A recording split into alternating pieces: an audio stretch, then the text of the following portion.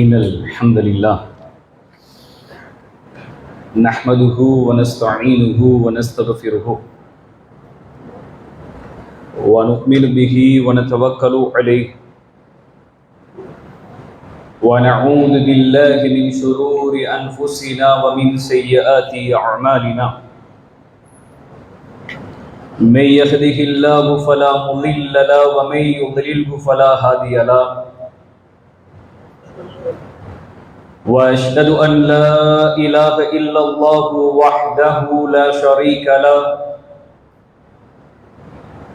ونشهد أن محمدا عبده ورسوله أما بعد يا أيها الذين آمنوا اتقوا الله حق تقاته ولا تموتن إلا وأنتم مسلمون يا أيها الناس اتقوا ربكم الذي خلقكم من نفس واحدة وخلق منها زوجها وبث منهما رجالا كثيرا ونساء واتقوا الله الذي تساءلون به والأرحام إن الله كان عليكم رقيبا يا أيها الذين آمنوا اتقوا الله وقولوا قولا سديدا يصلح لكم أعمالكم ويغفر لكم ذنوبكم ومن يطع الله ورسوله فقد فاز فوزا عظيما فإن خير الحديث كتاب الله وخير الهدي هدي محمد صلى الله عليه وسلم وشر الأمور محدثاتها وكل محدثة بدعة وكل بدعة ضلالة وكل ضلالة في النار رب اشرح لي صدري ويسر لي أمري واحلل عقدة من لساني يفقهوا قولي வானங்களையும் பூமியையும் படைத்து அதிலே பல கோடி மனிதர்களையும் உயிர் ஜீவராசிகளையும் வாழச் செய்து தன்னுடைய வல்லமையை இந்த முழு மனித சமுதாயத்திற்கும் நிலைநாட்டிக் கொண்டிருக்கும் ஏக இறைவனாகிய நம்மை படைத்து பரிபாலனம் செய்து கொண்டிருக்கின்ற அந்த ஏக இறைவனாகிய அந்த அல்லாஹ் ஒருவன் மீதே எல்லா புகழும் உண்டாகட்டுமாக. அவனுடைய சாந்தியும் சமாதானமும் நபி முஹம்மத் ஸல்லல்லாஹு அலைஹி வஸல்லம் அவர்கள் மீதும் அவர்களுடைய வழியை முற்றிலுமாக பின்பற்றி வாழ்ந்து மரணித்த உத்தம சத்திய சஹாபாக்கள் சஹாபிய பெண்மணிகளின் மீதும் குறிப்பாக கண்ணியத்திற்குரிய இந்த ஜும்ஆவுடைய தினத்தில் அல்லாஹ்வுடைய மார்க்கத்தை அறிந்து கொள்ள வேண்டும் என்பதற்காக வேண்டியும் அதன் அடிப்படையில் நம்முடைய வாழ்வை அமைத்துக் கொள்ள வேண்டும் என்பதற்காக வேண்டியும் அவனுடைய இறை இல்லத்திலே வந்து அமர்ந்திருக்கின்ற உங்கள் மீதும் என் மீதும் இறைவனுடைய கருணையும் அருளும் அன்பும் என்றென்றும் நின்று நிலவட்டுமாக. எல்லா நேரங்களிலும் நம்மை படைத்த அந்த அல்லாஹ்வை பயந்து வாழுமாறு முதலில் எனக்கும் பிறகு உங்களுக்கும் வசியத்தும் நசீகத்தும் செய்து கொள்கின்றேன். கண்ணியத்திற்குரிய எனதருமை சகோதரர்களே சகோதரிகளே, இன்றைய இந்த நல்ல நேரத்தில் வறுமையை கண்டு ஒரு இறை விசுவாசி முஃமின் அஞ்சக்கூடாது. வறுமையை பற்றி இந்த உலகத்தில் ஒரு இறை விசுவாசி என்றைக்குமே பயப்படக்கூடாது. என்னோடு வாழ்ந்து கொண்டிருக்கிற சக நண்பர்கள், சக தோழர்கள், என்னுடைய உறவினர்கள், என்னுடைய ஜமாத்துக்காரர்கள், என்னோடு படித்தவர்கள், என்னோடு தொழில் ஒன்றாக இணைந்தவர்கள், இப்படி நான் பார்த்தவர்களில் எத்தனையோ நபர்கள் வாழ்வினுடைய உச்சத்திலே இருக்கிறார்கள், வசதி வாய்ப்பிலே இருக்கிறார்கள், பொருளாதாரத்திலே திளைத்திருக்கிறார்கள், வாகனத்தோடு வாழ்ந்து கொண்டிருக்கிறார்கள், சொந்த வீட்டிற்கு சொந்தக்காரர்களாக உரிமையாளர்களாக இருக்கிறார்கள். கை நிறைய பொருளாதாரத்தோடு ஆபரணங்களை சேர்த்து வைத்து வசதி வாய்ப்போடு வாழ்கிறார்கள். நானும் 30 ஆண்டு காலமாக உழைத்துக் கொண்டிருக்கிறேன். 20 வருடமாக ஒரு தொழிலை செய்து கொண்டிருக்கிறேன், வேலைக்கு சென்று கொண்டிருக்கிறேன். ஆனால் என்னுடைய வாழ்க்கையில் எந்த வகையான ஒரு முன்னேற்றமே இல்லையே. எனக்கென்று ஒரு சொந்த வீடு இல்லை, எனக்கென்ற ஒரு வாகனம் இல்லை, எனக்கென்ற சொத்துகள் இல்லை, எனக்கென்ற ஒரு அந்தஸ்து இந்த சமுதாயத்தில் இல்லை. நான் ஏழ்மையில் வாழ்ந்து கொண்டிருக்கிறேன், நான் வறுமையில் வாழ்ந்து கொண்டிருக்கிறேன். என்னுடைய பாக்கெட்டில் கைவிடுகின்ற பொழுது பொருளாதாரம் இல்லை. இப்படிப்பட்ட ஒரு இறுக்கமான ஒரு சூழலில் என்னுடைய வாழ்வு பயணித்துக் கொண்டிருக்கிறது என்று ஒரு இறை விசுவாசி என்றைக்குமே நினைக்கக்கூடாது.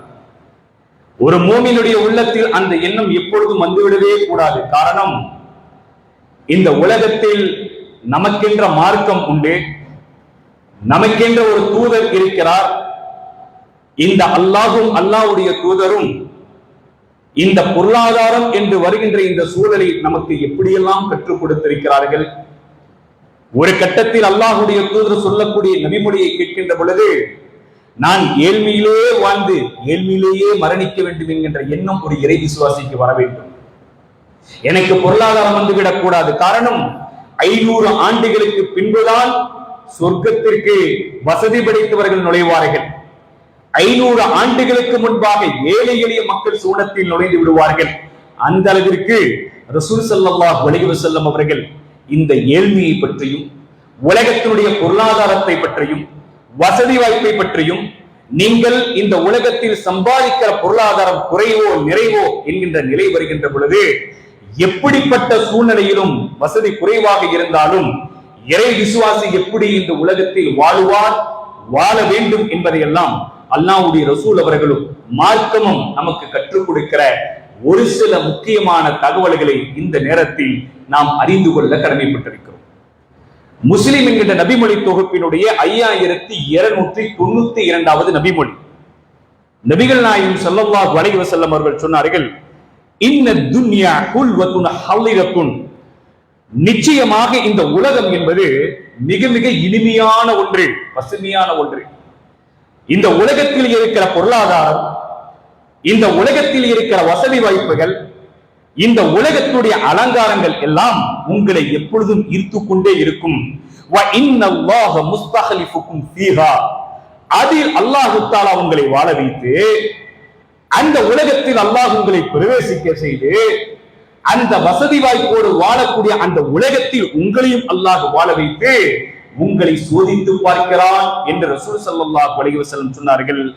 ஃபயன்துரு கைஃப தஅமலூன், நீங்கள் எப்படி வாழ்கிறீர்கள்.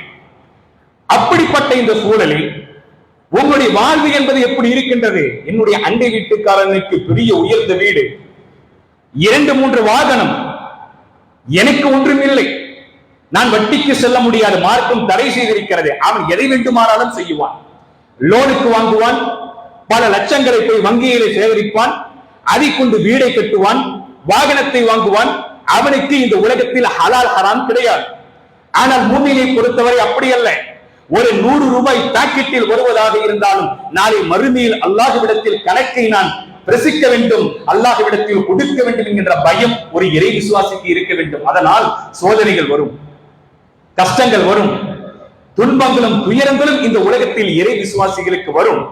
இது போன்ற சூழலில் அல்லாஹ் தஆலா நம்மை வாழ வைத்து நமக்கு சோதனையை கொடுத்து, நீங்கள் இந்த பூமியில எப்படி வாழ்கிறீர்கள், ஹராமான வழியை தேர்ந்தெடுக்கிறீர்களா அல்லது ஹலாலை நீங்கள் தேர்வு செய்கிறீர்களா?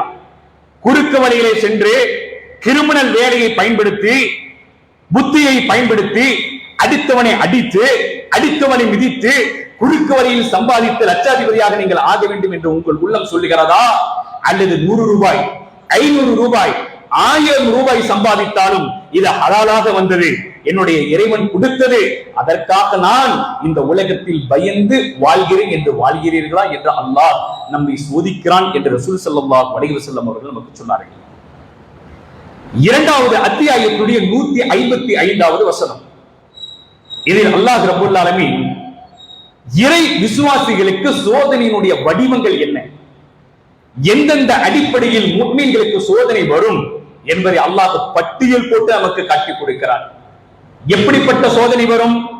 வலனபுலு வன்னக்கும் பிஷைஇன், நிச்சயமாக உங்களுக்கு சிறிதளவு சோதனையை கொடுத்தே தீருவோம். உங்களுக்கு சோதனை கண்டிப்பாக உண்டு. மினல் ஹௌஃபி வல் ஜூஇ, நிச்சயமாக உங்களுக்கு அச்சத்தை கொண்டு சில மனிதர்களுக்கு சோதனை கொடுப்போம். பயம், வெளியே நடக்க முடியாது, அவர்கள் ஒரு சில ஊருக்கு செல்ல முடியாது.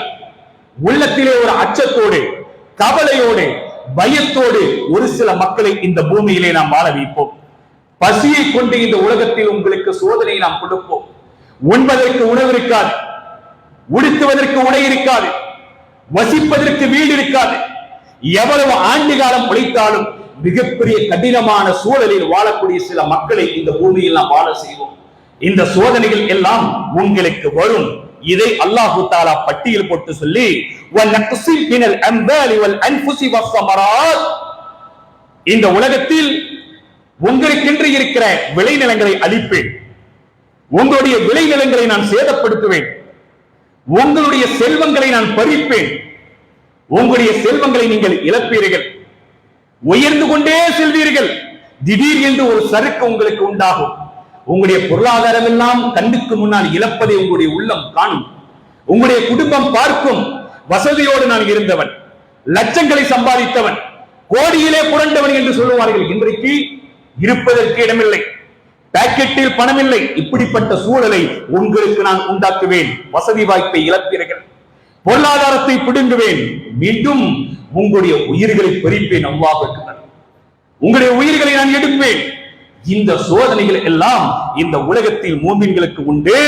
வபஷிரிஸ் ஸாபிரீன், யார் பொறுமையோடு இன்னல்களை சகித்துக் கொண்டு இந்த உலகத்தில் வாழுகின்ற பொழுது ஒரு குறிப்பிட்ட கால தவணை வரை வாழ்வதற்கு நான் அனுப்பப்பட்ட ஆண்கள், வாழ்வதற்கு அனுப்பப்பட்ட பெண்கள், இந்த உலகத்தில் எவ்வளவு காலமும் நீண்டு என்னால் வாழ முடியாது. ஆகவே இதெல்லாம் என்னுடைய இறைவன் திட்டமிட்டுத்தான் இந்த உலகத்தில் முன் ஏற்பாட்டோடு அனுப்பி வைத்திருக்கிறான் என்கின்ற எண்ணம் ஒரு இறை விசுவாசிக்கு வர வேண்டும். நாம் எல்லாம் அறிந்த நபிமொழி என்ன? தாயினுடைய கருவறையில் சிசுவாக மனிதன் இருக்கின்ற பொழுது ஒரு குறிப்பிட்ட மாதத்தில் அல்லாஹ் வானவரை அந்த தாயினுடைய கருவறையிலே அனுப்பி, இந்த சிசு ஆனா அல்லது பெண்ணா, எந்த உலகத்தில் வாழுவார்கள், எப்படி பேசுவார்கள், எதை சம்பாதிப்பார்கள், எதை நன்மையை அடைந்து கொள்வார்கள், இவருடைய தாயா, இவருடைய தந்தையா, இவருடைய ரிஸ்க் எங்கு உண்டு, இவருடைய மரணம் எங்கு உண்டு, இவர் மூமினாக வாழ்வாரா அல்லது முஷ்ரிக்காக வாழ்வாரா என்பது எல்லாம் தாயினுடைய கருவறையிலேயே முன்கூட்டே நமக்கு தீர்மானிக்கப்பட்ட ஒன்று. எவ்வளவுதான் ஓடாய் தேய்ந்தாலும் இவ்வளவுதான் சம்பாதிக்க முடியும் என்று அல்லாஹ் எழுதி வைத்துதான் கிடைக்கும். எழுதி வைத்ததை தாண்டி எவராலும் சம்பாதிக்க முடியாது. ஆகவே இந்த பொருளாதாரம் என்பது, இந்த வசதி வாய்ப்பு என்பது என்னுடைய கையில் குறைவாக இருந்தாலும் நிறைவாக இருந்தாலும் இறைவன் சொன்ன அடிப்படையில் வாழுகின்ற பொழுது அந்த பொருளாதாரமே நமக்கு பயனளிக்கும், அந்த பொருளாதாரமே நமக்கு பரக்கத்தை உண்டாக்கும், அந்த பொருளாதாரமே நமக்கு வசதி வாய்ப்பை ஏற்படுத்தும், அந்த பொருளாதாரத்தின் மூலமாக குடும்பமே கண்குளிர்ச்சி அடையும் என்பதை அல்லாஹு தஆலாவும் அல்லாஹ்வுடைய தூதரும் சொல்கிறார்கள். இரண்டாவது அத்தியாயத்துடைய 177வது வசனம். இந்த உலகத்தில் நீங்கள் வாழுகின்ற பொழுது ஒரு சில மக்கள் நோயால் அவதிப்படுவார்கள். 20 வருடமாக படுத்த படுக்கையில இருப்பார்கள். 10 வருடமாக கைகால்கள் வராமல் இருப்பார்கள். நோயிலே பாதிக்கப்பட்டு சிறுநீரகம் வராமல், ஒரு காய் இழுக்கப்பட்டு பேச முடியாமல், பல கேன்சர்களால் பல நோய்களால் அவதிப்பட்டு வாழக்கூடிய மக்கள் இந்த உலகத்தில் ஒரு சாரா. ஒரு சில மக்கள் வறுமையிலேயே வாடிக்கொண்டிருப்பார்கள், வெளியே சொல்ல மாட்டார்கள். ஒரு சில நபர்கள் தன்மானத்தை இழந்து குடும்பத்தவர்களிடத்திலே கை நீட்டி பொருளாதாரத்தை கொடுங்கள் என்று கேட்கக்கூடியவர்களும் உண்டு. ஒரு சில மக்கள் ஜமாத்தார்களை அணுகி எனக்குரிய வசதி குறைவு, குடும்பம் மிகப்பெரிய கஷ்டம், எனக்கு ஏதாவது உதவி செய்யுங்கள் என்று கேட்கிற மக்களும் உண்டு. அல்லாஹ் தஆலா திருமறை குர்ஆனில் ஒரு வசனத்தை சொல்கிறான் பாருங்கள். அந்த திருமறை குர்ஆன் ஆயத்தில் அல்லாஹ் ரப்பல் ஆலமீன் சொல்கின்ற பொழுது, ஒரு இறை விசுவாசி இந்த உலகத்தில் வாழ்கின்ற பொழுது எதையெல்லாம் சகித்துக் கொள்ள வேண்டும் என்பதையுமே அல்லாஹ் தஆலா சொல்கிறான். வஸ்ஸாபிரு ஃபில் பஅஸாஇ வல்-ضراء வஹீனல் பஅஸ். அல்லாஹ் தஆலா இந்த உலகத்தில் வாழ்கின்ற பொழுது ஒரு சில சாராருக்கு, ஒரு சில மக்களுக்கு ஒரு சில கூட்டங்களுக்கு அல்லாஹ் வறுமை மற்றும் நோய் இதையெல்லாம் கொடுத்து சோதனை செய்வான்.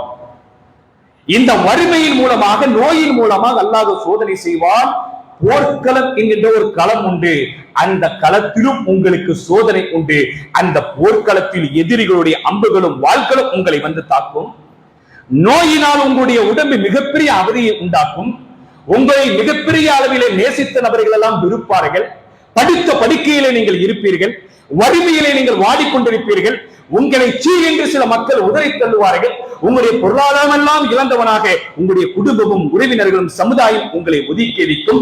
இப்படிப்பட்ட சூழல் வருகின்ற பொழுது யார் இது போன்ற வறுமை, நோய், போர்க்களத்திலே அமைதி, பொறுமை காத்தல் இப்படி வாழ்கிறார்களோ இந்த மக்கள் நன்மையை செய்யக்கூடியவர்கள். இவர்களுக்கு நன்மை வந்து கொண்டே இருக்கும். இவர்கள் நன்மையிலே இருக்கிறார்கள் என்று சொல்லி உலைகல்லதீன ஸதகு, இவர்கள்தான் உண்மையை பேசக்கூடிய இறை விசுவாசிகள். என்ன காரணம்? நோய் வந்தது, வறுமை வந்தது, கஷ்டம் வந்தது, பொறுத்து கொண்டார்கள், அமைதியாக இருந்தார்கள், சகிப்புத்தன்மையோடு இருந்தார்கள். பிறரிடத்தில் தன்மானத்தை இழக்காமல் நடந்த காரணத்தினால் அல்லாஹு தஆலா எழுதி வைத்தது கிடைக்கும் என்ற விதியின் மீது நம்பிக்கையோடு வாழ்ந்த காரணத்தினால் அல்லாஹு தஆலா இவர்களை நன்மையிலே வைக்கிறார். வஉலைக ஹுமுல் முத்தகூன், இந்த இறை விசுவாசிகள் தான் அல்லாஹ்வை அஞ்சக்கூடியவர்கள். இவர்கள் தான் அல்லாஹ்வை நம்பக்கூடியவர்கள். இவர்கள் மீது அல்லாஹ்வுடைய அருள் எப்பொழுதும் இருந்து கொண்டே இருக்கும் என்று அல்லாஹ் அவனுடைய அருமறையாம் திருமறை குர்ஆனிலே சொல்கிறார். இரண்டாவது அத்தியாயத்துடைய 214வது வசனத்தில் அல்லாஹு தஆலா மூமின்களை பார்த்து என்ன வார்த்தையை பயன்படுத்துகிறான் தெரியுமா? வெறுமனே சுவனத்திற்கு சென்று விடலாம், எந்த கஷ்டமுமே இல்லாமல் அப்படியே சுவனத்திற்கு சென்று விடலாம் என்று நீங்கள் எண்ணிக்கொண்டீர்களா? நம்மை பார்த்து தூங்குகிற உள்ளத்தை தட்டி எழுப்புகிறான் அல்லாஹ். உலகத்தில் வாழுகிறாயா? கஷ்டங்கள் உனக்கு உண்டு. உலகத்தில் வாழுகிறாயா? சோதனை உனக்கு உண்டு. மனைவியின் மூலமாக சில மனிதர்களுக்கு சோதனை வரும். தான் பெற்றெடுத்த பிள்ளைகளின் மூலமாக சில மக்களுக்கு சோதனை வரும். தன்னுடைய வியாபாரத்தின் மூலமாக சில மக்களுக்கு சோதனைகள் வரும். தன்னுடைய ஊழியர்களின் மூலமாக சில மக்களுக்கு சோதனைகள் வரும். வறுமை வரும், கஷ்டம் வரும், துன்பம் வரும், துயரங்கள் வரும். உண்பதற்கு உணவு இருக்காது. எல்லாம் நிர்கதியாக்கப்பட்ட நிலையும் உங்களுக்கு வரும். ஆனால் ஈமானை இழக்கக்கூடாது. தக்வாவிலே இருந்து நீங்கள் விலகக்கூடாது. மூமினுக்குரிய அந்தஸ்திலே இருந்து நீங்கள் தடம் புரளக்கூடாது. தொழுகையை விட்டுவிடக் கூடாது. ஹலாலிலே இருந்து நீங்கள் பின்வாங்க கூடாது. ஹராமிலே நீங்கள் நுழையக்கூடாது. வட்டிக்கு சென்று விடக்கூடாது. எந்த பாவமான காரியத்திலும் நீங்கள் சென்று விடக்கூடாது. அப்படி நீங்கள் இருந்தால் நீங்கள் சுவனவாசிகள். அல்லாஹ் சொல்கிறார் திருமறை குர்ஆன் ஆயத்தில் அல்லாஹ் அம் ஹஸிப்தும் அன் தத்ஹுலுல் ஜன்னah, நீங்கள் வெறுமனே சுவனத்திற்கு நுழைந்து விடலாம் என்று நீங்கள் ஆசைப்படுகிறீர்களா, எண்ணுகிறீர்களா? எந்த கஷ்டமுமே இல்லாமல் வலம்மா யக்திக்கும், எந்த வகையான பிரச்சனையுமே இல்லாமல் சுவனத்திற்கு சென்று விடலாம் என்று நீங்கள் எண்ணுகிறீர்களா? மஸலுல்லதீன ஹலௌ மின் கப்லிக்கும், உங்களுக்கு முன்னால் ஒரு சமுதாயம் இருந்தது. அந்த சமுதாயம் அல்லாஹ்வை பயந்த சமுதாயம், தூதரை ஏற்றுக்கொண்ட சமுதாயம். அந்த சமுதாயத்திற்கு நடந்த சோதனைகள் போல் உங்களுக்கும் சோதனைகள் இல்லாமல் வெறுமனே சுவனம் சென்று விடலாம் என்று நீங்கள் எண்ணிக்கொண்டீர்களா? மஸ்ஸத்துஹுமுல் பஅஸாஉ வல்-ضرா, அவர்களுக்கு வறுமை என்கின்ற அந்த நிலை தலைவிரித்தாடுகிறது. அவர்களுடைய அந்த சமுதாயத்தில் வறுமையிலே அந்த மக்கள் திளைத்து போறார்கள். துன்பங்களிலே ஆழ்கடிக்கப்பட்டார்கள். சோதனைகளும் வேதனைகளும் கஷ்டத்திலும் வறுமையிலும் உண்பதற்கு உணவில்லாத ஒரு சூழலில் அந்த மக்கள் வாழ்ந்து கொண்டிருந்தார்கள். அப்படிப்பட்ட துன்பங்களும் துயரங்களும் உங்களுக்கு முன்னால் வாழ்ந்த சமுதாயத்திற்கு ஏற்பட்டது. அவர்கள் அலைக்கழிக்கப்பட்டார்கள், ஓட்டப்பட்டார்கள். ஏதாவது கிடைக்காதா? எங்களுக்கு ஏதாவது மாற்று வழி கிடைக்காதா? நாங்கள் இந்த உலகத்தில் தப்பிப்பதற்கு வழி கிடைக்காதா என்று அந்த மக்கள் அல்லோலப்படக்கூடிய நிலைமை, அலைக்கழிக்கப்பட்ட நிலைமை அவர்களுக்கு உண்டானது. ஹத்தா யகூன ரசூல் வல்லதீன ஆமனு மஅஹு மத்தா நஸ்ருல்லாஹ், அந்த மக்களோடு சேர்ந்து நபிமார்களும் அலைக்கழிக்கப்பட்டார்கள். அல்லாஹ்வுடைய உதவி எங்களுக்கு வராதா? அல்லாஹ்வுடைய கருணை எங்களுக்கு வராதா? எங்களுக்கு வறுமையிலே இருந்து விமோசனம் கிடைக்காதா? துன்பத்திலே இருந்து நாங்கள் மீள முடியாதா என்று அந்த மக்களோடு சேர்ந்து நபியும் அல்லோலப்பட்டு அவதிப்பட்டு கஷ்டப்படக்கூடிய நிலைமை அவர்களுக்கு ஏற்பட்டது. அலா, நீங்கள் அறிந்து கொள்ளுங்கள், இன்ன நஸ்ருல்லாஹி கரீப், அல்லாஹ்வுடைய உதவி மிக மிக சமீபமாக உண்டு, நீங்கள் கவலைப்படாதீர்கள். சோதனைகள் வருகிறதா? கஷ்டங்கள் வருகிறதா? இழப்புகள் வருகிறதா? ஒரு கடை வைத்து இன்னொரு கடை வைக்கின்ற பொழுது சருகி விடுகிறோமா? நாம் கேட்ட இடத்தில் பணம் கிடைக்கவில்லையா? வட்டிக்கு செல்கிறாயா? ஈமானோடு போராட்டம் நடத்துகிறாய் என்று அல்லாஹ் பார்க்கிறார். இங்க கடைகள் திறக்கப்பட்டு உன்னுடைய பணத்தையோ உன்னுடைய நகையோ கொடுத்தால் உன்னுடைய நகைக்கு இவ்வளவு வட்டி போக பணம் தருகிறேன் என்று உலகமே கடையை திறந்து வைத்து காத்துக் கொண்டிருக்கிறது. ஆனால் ஒரு இறை விசுவாசி இந்த உலகத்தில் இந்த ஊரில இருந்து வேறு ஊருக்கு சென்று வட்டிக்கு வாங்கினால் எவனுக்கும் தெரியாது. அல்லாஹ் பார்க்கிறானே, அல்லாஹ்வுடைய தூதருடைய சுன்னாவிற்கு மாற்றமான செயல்தானே என்று பயந்து நடுங்கி இந்த உலகத்தில் எந்த இறை விசுவாசி வாழ்கிறாரோ அவருடைய கதவினுடைய வாசலை அல்லாஹ் திறந்து வைத்து பரக்கத்தை அல்லாஹ் அவர்களுக்கு கொடுப்பான். பரக்கத்துனா என்ன தெரியுமா? நம்ம நினைச்சிட்டு இருக்கிறோம் பரக்கத்துனா என்ன? நல்ல ஒரு சொந்த வீடு, நல்ல ஒரு 2 வாகனம், கை நிறைய பேங்க் பேலன்ஸ், ஒரு 5 லட்சம் 10 லட்சம் பணம், எப்பயுமே வசதி வாய்ப்போடு இருக்கணும். இதுதான் பரக்கத். இதெல்லாம் பரக்கத் என்பது. இன்றைக்கு பெரும்பாலான மக்கள் இதுதான் பரக்கத்து நினைக்கிறாங்க. பரக்கத் என்பது என்ன தெரியுமா? 500 ரூபாய் சம்பாதித்தாலும் என்னுடைய மனைவிக்கு நோய் இல்லாமல், என்னுடைய மகனுக்கு நோய் இல்லாமல், எனக்கு நோய் இல்லாமல், நான் குன்றி போய் கூடி குறுகி உட்காராமல் ஹயாத்தோடு நல்ல உடல் சௌகரியத்தோடு இந்த உலகத்தில் யாரிடத்திலும் பிறரிடத்திலே போய் கையேந்தாமல் அந்த 500 ரூபாயின் மூலமாக என்னுடைய மனைவியும் என்னுடைய மக்களும் என்னுடைய மகனும் உணவை உண்டு அவர்களுக்குரிய படிப்பை நான் கொடுத்து இறை அச்சத்தோடு அவர்களை வளர்த்தி எடுக்கிறேனே, எந்த கஷ்டமும் படாமல், அதுதான் பரக்கத் என்பது. அது உண்டா நமக்கு? இதைத்தான் ஒரு இறை விசுவாசி யோசிக்க வேண்டும். தன்மானத்தை இழக்காமல், பிறரிடத்தில் கையேந்தாமல், வட்டிக்கு செல்லாமல், பொருளாதாரத்தை ஹலாலான அடிப்படையில் ஒரு ஃப்ரூட்ஸ் வேலைக்கு போவாரு, ஒரு காய்கறி வேலைக்கு போவாரு, ஒரு பெயிண்டிங் வேலைக்கு போவாரு, ஒரு இன்டீரியர் ஒர்க் பண்ணுவாரு, ஒரு சொந்த கடை வைப்பாரு, ஒரு ஆட்டோ ஓட்டுவார், எதுவாக இருந்தாலும் பரவாயில்லை சகோதரர்களே, அதில் அல்லாஹ் நமக்கு இவருக்கு இதுதான் என்று எழுதி வைத்திருப்பார். எழுதி வைத்தது கிடைத்தே தீரும். அதற்காக நம்முடைய உள்ளத்தில் வஸ்வாஸை ஏற்படுத்தி தொழுகையை விட்டுவிடக் கூடாது. அதற்காக வஸ்வாஸை ஏற்படுத்தி மார்க்கத்தை விட்டுவிடக் கூடாது. அதற்காக மார்க்கத்துடைய எல்லையிலே இருந்து நாம் மீண்டுவிடக் கூடாது, மீறிவிடக் கூடாது. இதெல்லாம் இஸ்லாம் நமக்கு வரையறை வகுத்து கொடுத்திருக்கிற பாடம் என்பதை கவனத்தில் கொள்ளுங்கள். 2வது அத்தியாயத்தினுடைய 268வது வசனம். இது அல்லாஹ் தஆலா நம்முடைய எதிரியினுடைய தன்மையை நமக்கு கற்றுக் கொடுக்கிறார். நம்முடைய எதிரி என்பவன் யார்? ஷைத்தான். இந்த ஷைத்தான் நமக்கு எதை தூண்டுவான், எதை வெறுக்க செய்வான் என்பதை அல்லாஹ் பட்டியல் இட்டு குழந்தைக்கு பாடம் எடுப்பதை போல நமக்கு திருமறை குர்ஆனிலே கற்றுக் கொடுக்கிறான். என்ன திருமறை குர்ஆன் ஆயத்? அஷ்-ஷைத்தானு யஇதுகுமுல் ஃபக்ர். நீங்க சம்பாதிக்கிற பொருளாதாரம், நீங்க சம்பாதிக்கிற பணம், உங்களுடைய வசதி வாய்ப்பு, இதெல்லாம் ஒரு இறை விசுவாசிக்கு ஒரு சில மனிதர்களுடைய கையில் இருக்கின்ற பொழுது, யாராவது பள்ளிவாசலுக்கு கட்டுமானத்துக்கு கொடுங்களேன், இந்த பகுதியில பள்ளி வாயில் கட்டுறமே, உங்களுடைய பொருளாதாரத்தை கொஞ்சம் கொடுக்க கூடாதா? இந்த இடத்துல இஸ்லாமிய தாவா பணி நடக்குது, அங்க கொஞ்சம் பொருளாதாரத்தை கொடுங்களேன். உங்க வீட்டுக்கு பக்கத்துல ஒரு சகோதரி நோய்வாய்ப்பட்டு இருக்கிறாங்களே, மருத்துவ உதவிக்கு கேட்கிறாங்களே, அங்க கொஞ்சம் கொடுங்களேன். இவர் கேன்சர் பேஷண்டாக இருக்கிறாரே, இவருக்கு கொஞ்சம் பொருளாதாரத்தை கொடுக்கலாமே. இந்த இடத்துல அல்லாஹ்வுடைய அழைப்பு பணி நடக்குது, கொஞ்சம் பொருளாதாரத்தை கொடுங்க என்று கேட்கின்ற பொழுது ஷைத்தான் என்ன தூண்டுவான் தெரியுமா? அஷ்-ஷைத்தானு யஇதுகுமுல் ஃபக்ர். நீ சம்பாதித்த இந்த பொருளாதாரம், நீ கஷ்டப்பட்ட உன்னுடைய பொருளாதாரம், காலையிலே இருந்து மாலை வரை உழைத்த பொருளாதாரம், இரவு முழுக்க பாடுபட்ட பொருளாதாரம், நாடு விட்டு நாடு சென்று சம்பாதித்த பொருளாதாரம், இதையெல்லாம் பள்ளி வாயில் கட்ட கேட்பார்கள், நீ கொடுப்பையா? ஒரு ஏழை சகோதரனுடைய திருமணம் என்று கேட்டால் கொடுப்பையா? அவருடைய கஷ்டத்தை கேட்டால் கொடுப்பையா? இப்படியெல்லாம் நீ கொடுத்து கொண்டே இருந்தால் நீ வறுமையிலே வாடி விடுவாய் சகோதரா, நீ வறுமையிலே மூழ்கி விடுவாய்.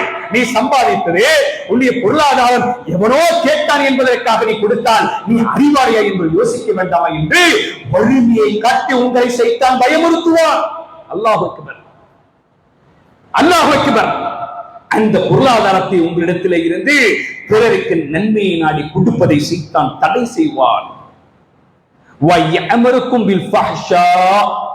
வெட்கக்கேடான காரியங்களில் சைத்தான் உங்களுக்கு ஆசையை தூண்டிக்கொண்டே இருப்பான். அதிலே பயமுறுத்த மாட்டான். நீ ஒரு சிகரெட்டை குடிக்கிறாயா, எவன் யோகியன், நீ குடி என்று சொல்லுவான். நீ வட்டிக்கு வாங்குகிறாயா, அடித்தவன் யோகியானா, நீ வட்டிக்கு வாங்கு என்று சொல்லுவான். அவன் விபச்சாரம் செய்யவில்லையா, நீ செய்தால் என்ன தப்பு, அவன் நல்லவனா இவள் நல்லவளா என்ற எண்ணங்கள் உங்களுடைய உள்ளத்திலே ஏற்படுத்தி உங்களை ஷைத்தான் பாவத்தின் வாசலை திறந்து வைத்து அழைப்பான், தட்டி கொடுப்பான், ஊக்குவிப்பான், அழைத்து செல்வான், தவறானதை ஆசை காட்டுவான் என்று அல்லாஹ்வுடைய ரசூல் அல்லாஹ்வும் இந்த இடத்தில் நமக்கு சொல்லித் தருகிறார்கள் என்றால் ஒரு இறை விசுவாசி எந்த இடத்தில் எப்படி வாழ வேண்டும் என்கின்ற தெளிவை மார்க்கம் நமக்கு மிக அழகாக கற்றுக் கொடுத்திருக்கிறது. இந்த உலகத்தில் வாழுகின்ற பொழுது உண்மையான இறை விசுவாசிகளுக்கு எவ்வளவு பெரிய சோதனைகளும் கஷ்டங்களும் துன்பங்களும் வருகின்ற பொழுது அவர்களுக்கென்ற நேரான வழியில் அவர்கள் நிற்கின்ற காலமெல்லாம் அல்லாஹ்வுடைய உதவி கண்டிப்பாக அவர்களுக்கு உண்டு. அவர்களுக்கு கொஞ்ச காலம் சோதனை இருக்கும். எந்த நபிமார்கள் லட்சாதிபதியாக வாழ்ந்தார்கள், எந்த நபிமார்கள் கோடீஸ்வரர்களாக இருந்தார்கள். ஒரு சில நபிமார்களுக்கு அல்லாஹ் அந்த வசதி வாய்ப்பை கொடுத்ததும் இந்த உலகத்தில் நமக்கெல்லாம் காண்பித்து கொடுக்க, காட்டி கொடுக்க, என்னுடைய வல்லமை இந்த மக்கள் புரிந்து கொள்ள வேண்டும் என்பதற்காக சுலைமான் அலைஹிஸ்ஸலாத்து வஸ்ஸலாம் அவர்களுக்கு அல்லாஹ் கொடுத்த அழகு பார்த்து இந்த மூமின்களுக்கு அல்லாஹ் என்ன செய்தார், ஒரு பாடங்களை கற்பிக்க அல்லாஹ் வழங்கினார். நோயிலே படுத்திருந்தார் அய்யூப் அலைஹிஸ்ஸலாத்து வஸ்ஸலாம். உடல் முழுக்க புழுகரித்தது ஒரு நபியினுடைய வாழ்வு. ரசூல் ஸல்லல்லாஹு அலைஹி வஸல்லம் 3 நாள் தொடர்ச்சியாக எங்களுடைய வீடுகளில் உணவை நாங்கள் சரிவர உண்டதே கிடையாது என்ற அல்லாஹ்வுடைய தூதருடைய நபிமொழிகள் நமக்கு சான்று பகர்கிறது. ஒரு நாள் இரவு நேரத்தில் அல்லாஹ்வுடைய ரசூல் தெருவிலே நடந்து வந்தார். அபூபக்கர் சித்திக் ரலியல்லாஹு அன்ஹு அவர்கள் அதே ஜும்ஆவுடைய உரையை நான் நிறைவு செய்து கொள்கிறேன்.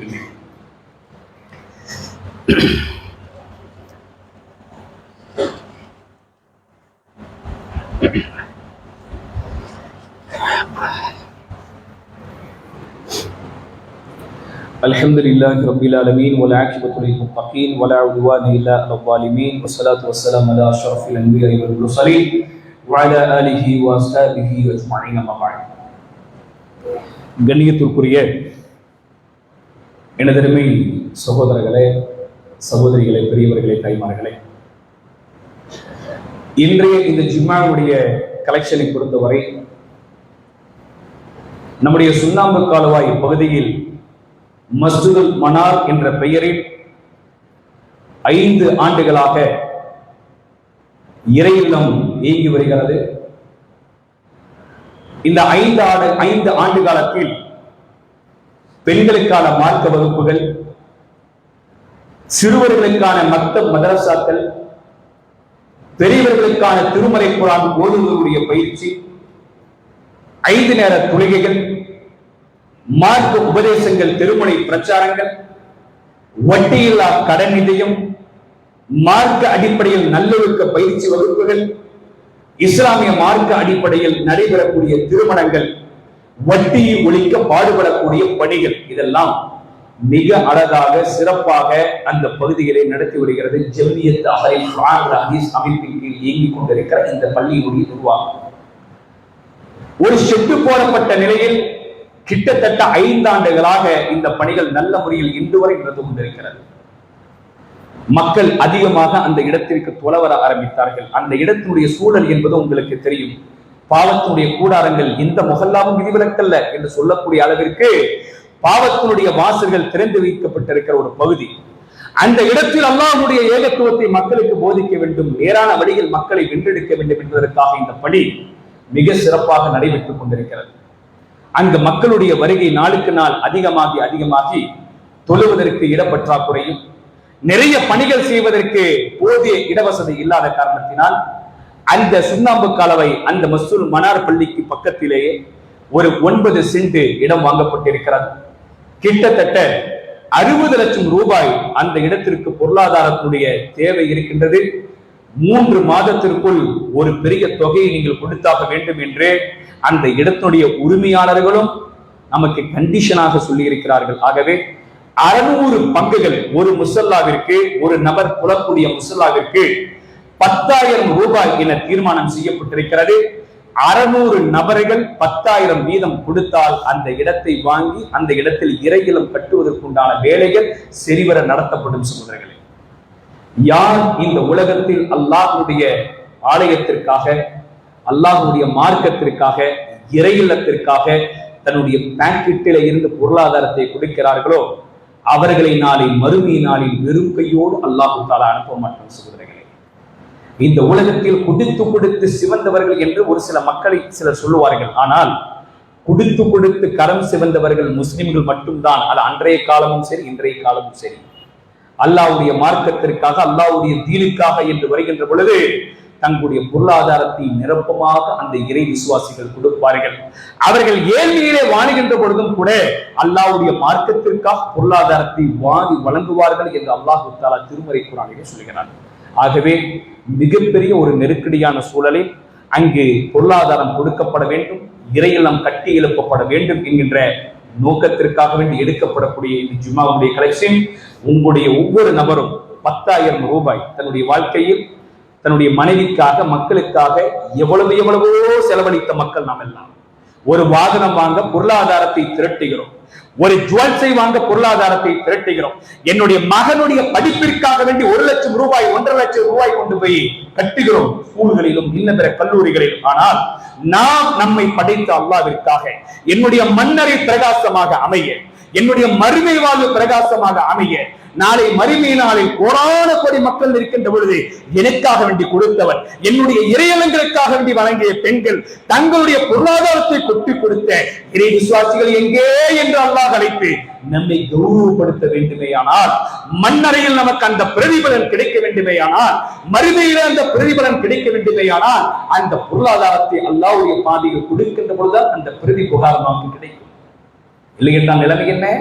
அல்லாஹ் மறுமை நாளில் இந்த பொருளாதாரத்தை எல்லாம் காய்ச்சி, அந்த காய்ச்சப்பட்ட அந்த நகைகள், பணங்கள் எல்லாம் நமக்கு எதிராகவே வந்து சாட்சி சொல்லி நம்மை எல்லாம் பாம்பினுடைய வடிவத்திலே வந்து அல்லாஹ் தஆலா நெருக்கடி கொடுப்பான். அவர்களுக்கு கஷ்டத்தை மறுமை நாளில் கொடுப்பான். அவருடைய காதுகளில் என்ன செய்யப்படும்? காய்ச்சி ஊத்தப்படும் என்று ரசூல் ஸல்லல்லாஹு அலைஹி வஸல்லம் அவர்கள் சொன்னார்கள். என்றால் நம்முடைய பொருளாதாரத்தை அல்லாஹ்வுடைய மார்க்கத்திற்காக, அல்லாஹ்வுடைய தீனுக்காக வேண்டி கொடுக்க வேண்டும். அப்படிப்பட்ட நல்ல மக்களாக அல்லாஹ் ரப்பல் ஆலமீன் என்னையும் உங்களையும் வாழ வைக்க வேண்டும் என்ற பிரார்த்தனையோடு நிறைவு செய்கின்றேன். வாஹிர தவானா அல்ஹம்துலில்லாஹி ரப்பில் ஆலமீன். வஸ்ஸலாமு அலைக்கும் வரஹ்மத்துல்லாஹி வபரகாத்துஹு.